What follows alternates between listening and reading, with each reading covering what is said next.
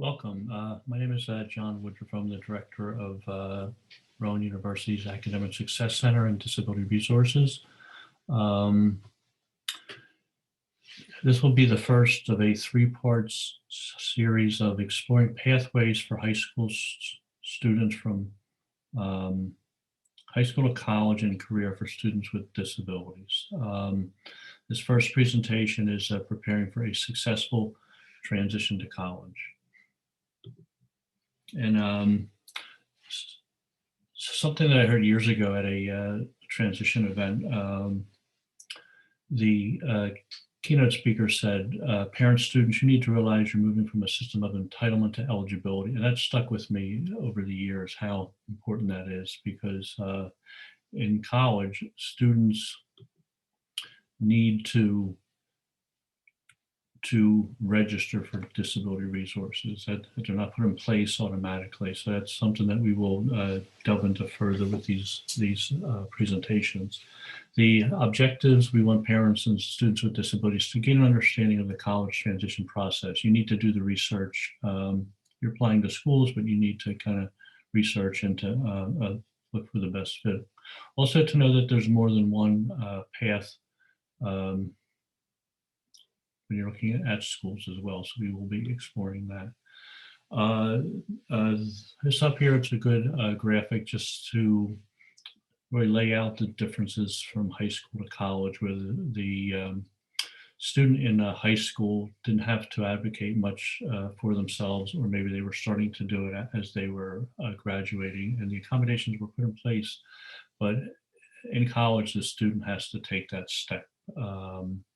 Often with the parents, which is a good thing, but the student has to initiate the accommodation process and to contact disability resources.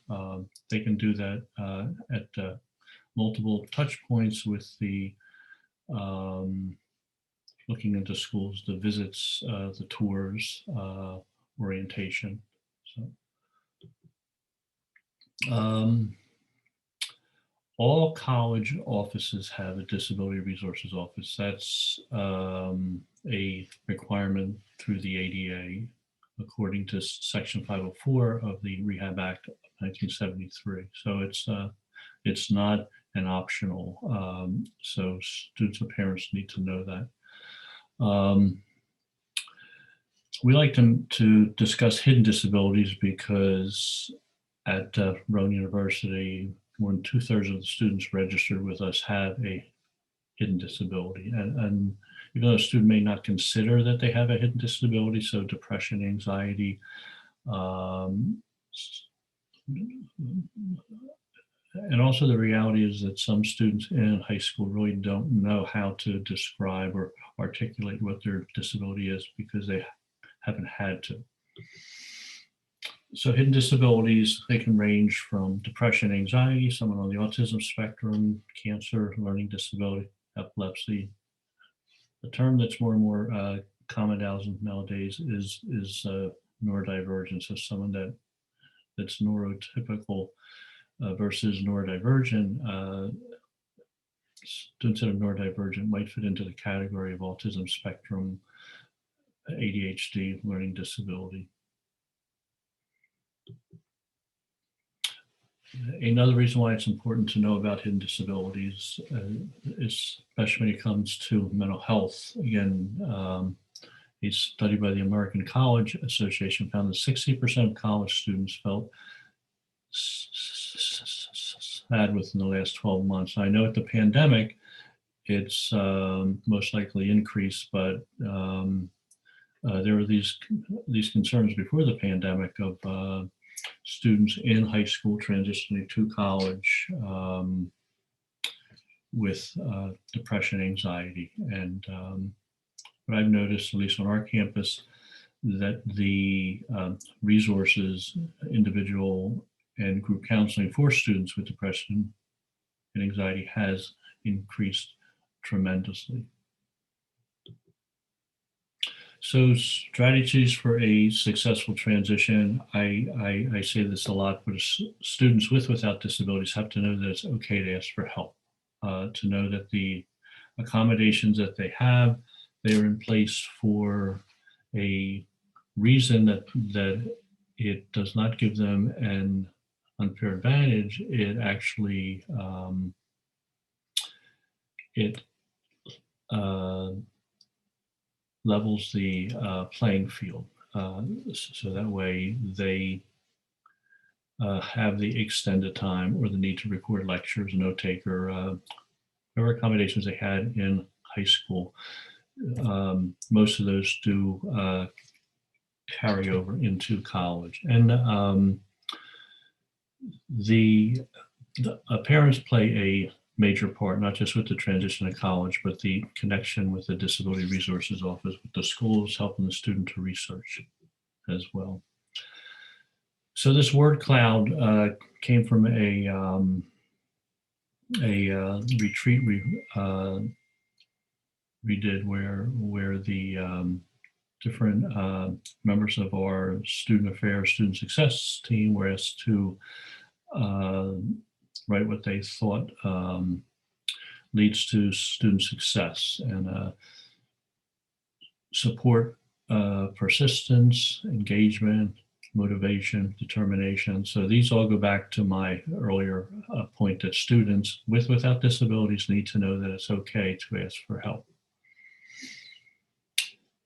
Some challenges students with disabilities may have in college, they might decide not to register. I like to tell this story that as an individual with a disability, I stutter sometimes. I totally understand a student who's transitioning from high school to college that has a disability, that had an IEP 504 plan, wants to start college with a clean slate. So not even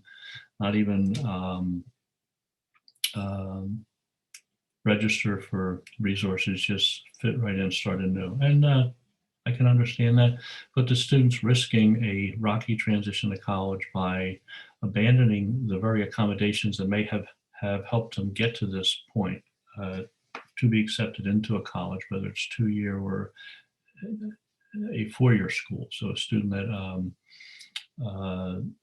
decides to forego those accommodations might have a rocky transition. Even students that do register for resources, that have accommodations in place, they still need to take some action steps. And each year we have students that register when they are accepted to the school. They finalize their accommodations at the orientation or over the summertime, and then when school starts, they don't even utilize them and they still struggle. So in some ways, it's as if they haven't even registered because they're not on the professor's radar, and so that's a concern. So we believe that it's a partnership with students and with the parents, with the Disability Resources Office for a successful transition to college. Other consequences of students not identifying, again, like they won't have the accommodations they need, extended time on tests. Some students need housing accommodations. So a student with ADHD or a student on the autism spectrum, they might need their own room. Not that they won't have suite mates, but they might need their own room. Other students need air conditioning, but with the academic piece, advisors won't know that a student has a disability and would be eligible for early registration if the student doesn't let them know, or if they don't register for resources. As mentioned earlier, students that don't register with the office, they might have a rocky transition. They may not do well academically, and for some students, they might risk losing a scholarship because they can't maintain the grade point average that's required.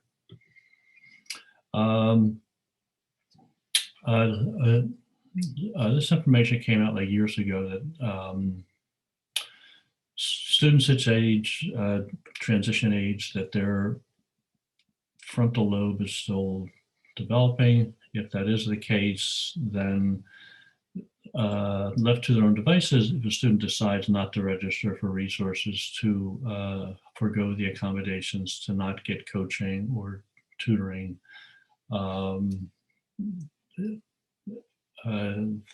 they may have the newfound independence when they do go to college, but their decision making will have the consequences if it's a poor decision to either not register for resources with our office, but also to maybe not go to class, to not study, not utilize resources like the tutoring. So it's one of the reasons why we like to have students and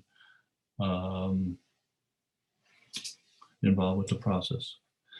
So parents do know their students the best, their strengths, weaknesses, whether they need a coach when they start college, but also if they're like reluctant to ask for help. So maybe if they need like nudging, that kind of stuff, maybe some additional background. So let's say the parent might know how the student was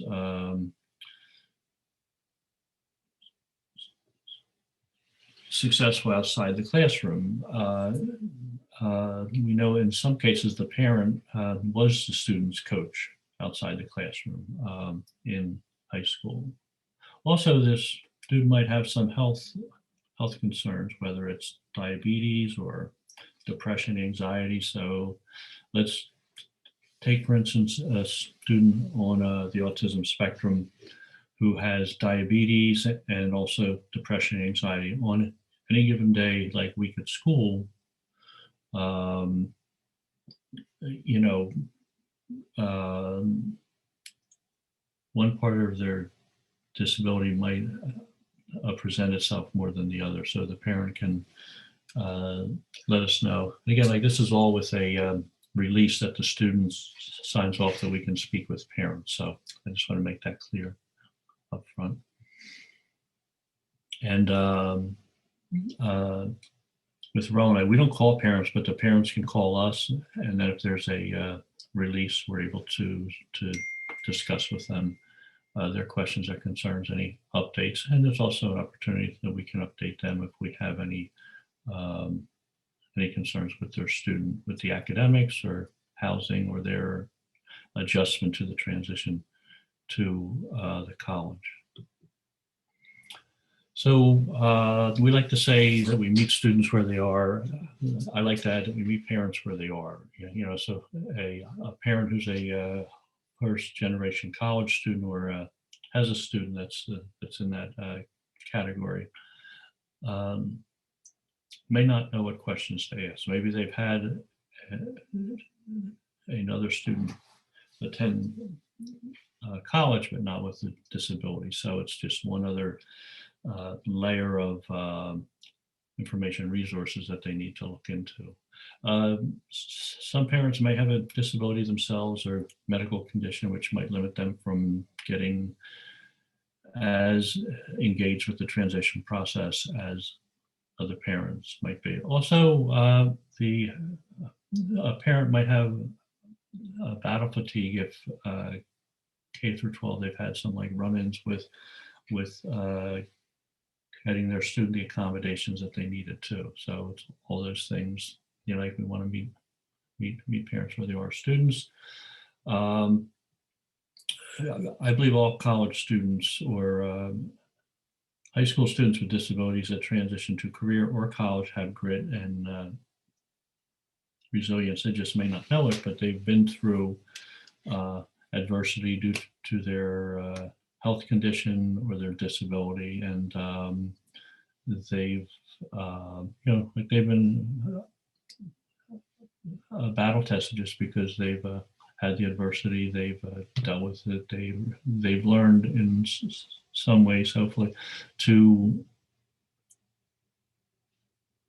ask for help, to know that it's okay. And I've also seen over the years that many students that start college are mature very beyond their years, meaning that they're serious students are not coming to college to party, that they're here to get an education. And for some students, I've seen students really blossom once they're on a college campus. So I like to say that parents in many cases have had to be the squeaky wheel K through 12 for their students. And then one of the things that we like to do once a student starts college, even before they start, like if they're involved with a summer bridge program, we want the students to learn to be that squeaky wheel so they can start to advocate for themselves. So with the partnership with parents, we like to tell them that it's a new role that you'll have along with us as a cheerleader for your students' success. Many times you'll be on the sidelines, the bench with us as we're supporting your student, helping them with the resources they need, but many times we're gonna let them blossom and maybe have some pitfalls along the way, but just to let them know that it's okay to ask for help. So I developed this a couple of years ago just to put a visual on the different stages of transition planning. So we will go into each of these, but the college search, acceptance orientation, and the onboarding transition. So it definitely is a process. So stage one, the college search, definitely visit campuses, open houses, virtual, on campus. With the pandemic, many schools are doing virtual tours, also personal tours. Our school, Rowan University, we just opened up the on-campus tours again, and personal tours for families. So look at the university's website, the admissions process and all that. And then many high schools have transition fairs. We've participated in many of those all throughout the state in New Jersey. And we also developed a college prep transition conference, and with the pandemic, we moved that to a virtual event. So a college prep transition night. So they're at night, and parents can also attend those. They're virtual. So stage two, acceptance orientation. So we know that once a student's accepted to a college, it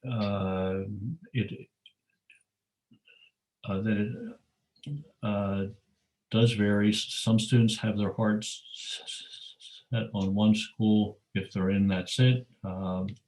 Other students apply to multiple schools and have the good fortune of having more than a couple of schools that have accepted them, so they don't then have to decide what's the best fit for them, what's the financial aid package, what resources does that school have regarding students with disabilities. And so I can speak for Rowan. We have events in the spring called Accepted Students Receptions, and that's the university's last chance to woo any student that's been accepted to Rowan, whether they've made their decision or not. And it's for the parents and students, and then it's also the university's opportunity to talk with the parents and students, and then also have different departments, including disability resources, have resource tables. So the in-person events, they can kind of walk around, find out about placement testing, financial aid, maybe ROTC, different resources, athletics, tutoring, clubs. So it's a great opportunity, housing. And at that time, a student parent, they can register for disability resources or pick up the registration information if they did make up their mind to attend that school.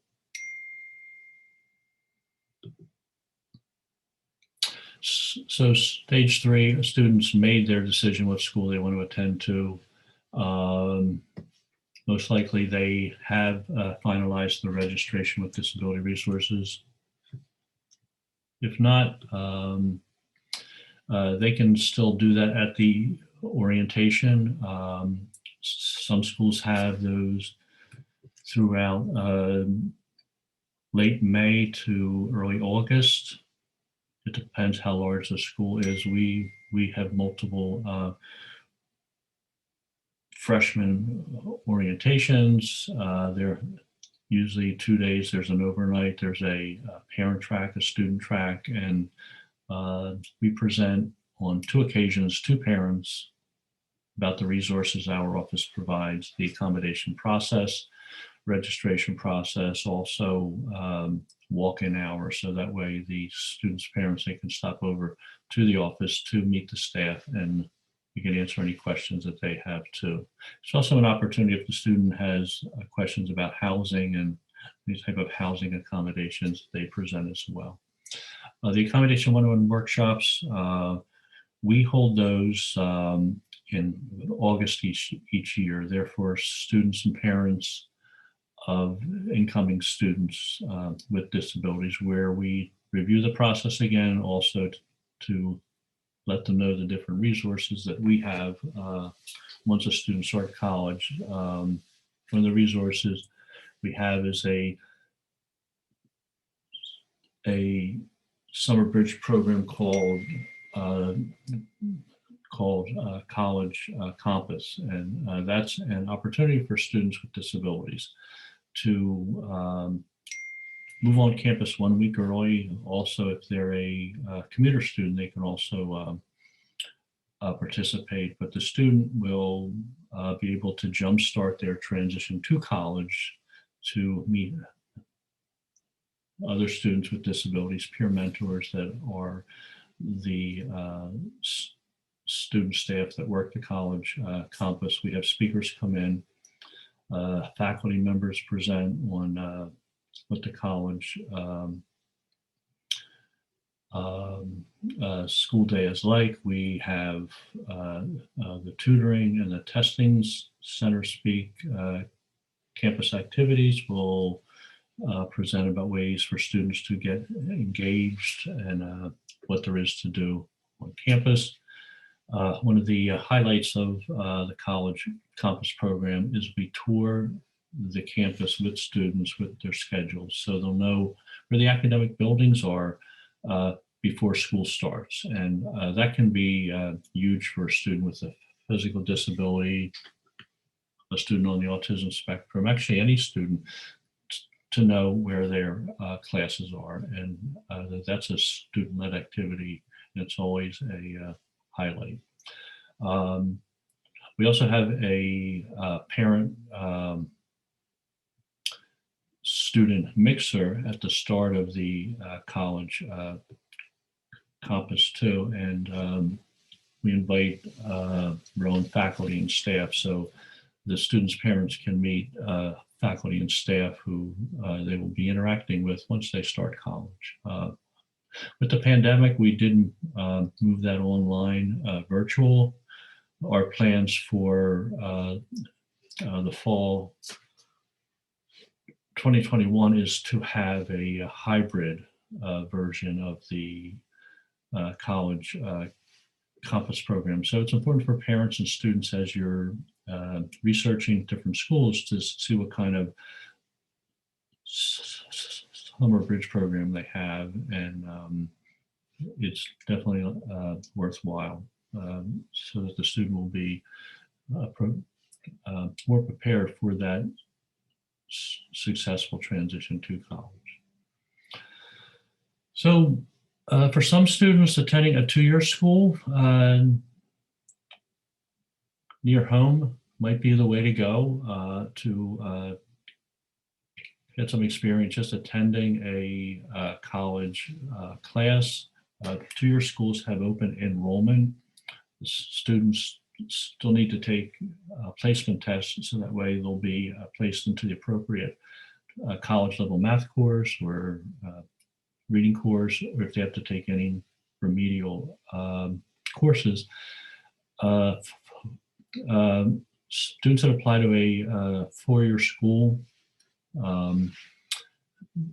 students' parents should know that there's no special admit for students with disabilities that apply to a four-year school. Students would apply like any other student, and then once they're admitted, they would then register for disability resources. The other decisions students and parents have to make is whether to live on campus or commute. I mentioned earlier that we do help students who need accommodations with residential living. So I meant to mention this earlier, but some of the examples that I will give about the different options to college are what Rowan does, but we want to make it clear that other schools have programs like this or to different degrees. So Rowan has a four-year, it's a typical four-year college, but we do have a few unique programs. One is called Degree in Three. So if, let's say a student's interested in Rowan and they're interested in applying for the medical school, there's one program, one pipeline where they can go to get their degree in 3 years, and based how they do academically, they might have an opportunity for the medical school. I think that's just restricted to that program right now, but do not hold me to that. But that's just one example. Other schools have unique programs like this. There's a Rowan Choice program where that's a program where students accepted to Rowan, but their first year they would be a Rowan Choice student. That would mean that they would they could live on Rowan's campus, but they would be taking Rowan College of Gloucester County courses. So like in the past, a Rowan Choice student might have been waitlisted, but this is an opportunity for the student to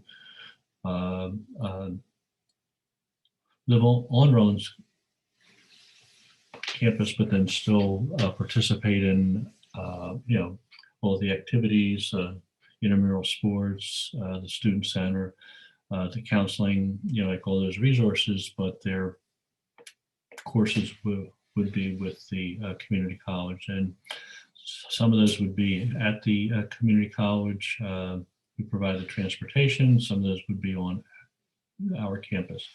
The last example is a 3+1 program we have with Rowan College of Burlington County, where the student goes to that school for 3 years, and then their last year, they would be a Rowan University student, but they would be taking their courses that last year on the Rowan College of Burlington County,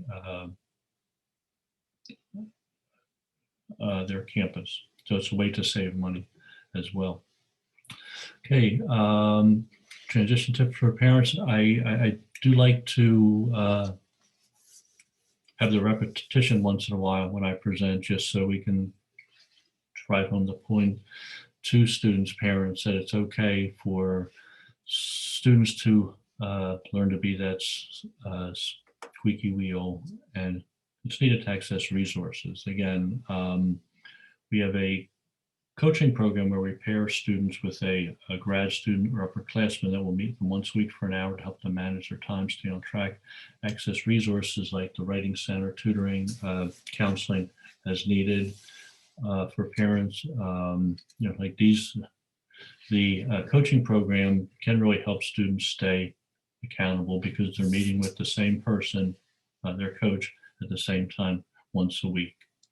By failing forward, what I mean by that is sometimes if a student decides not to utilize resources or coaching, wants to try it out on their own, starts to struggle, that early difficulty pickup might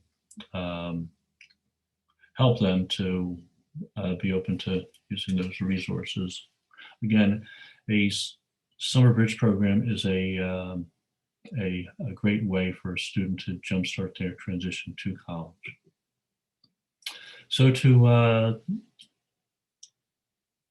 wrap up again, it's important for students to know that it's okay to ask for help and it's expected. And again, a lot of this is not just for students with disabilities, it's for all students, but I think there's more at stake for a student with a disability if they bypass the opportunity to register for resources and get connected with the support services many of these students might need, at least initially with their transition to college. Email, schools still utilize email to reach out to students, and students more and more don't read email, so they miss valuable information, time-sensitive information that can have consequences. So a student who gets classroom accommodations for extended time on test, at our institution, that student has priority registration. However, each year students miss that window because they don't read their email and they don't reach out to their advisor to schedule a time to review what classes they need for the next academic year. Lastly, it's important for students and parents to know that wherever you choose to go to college, utilize the resources. There's no cost for them.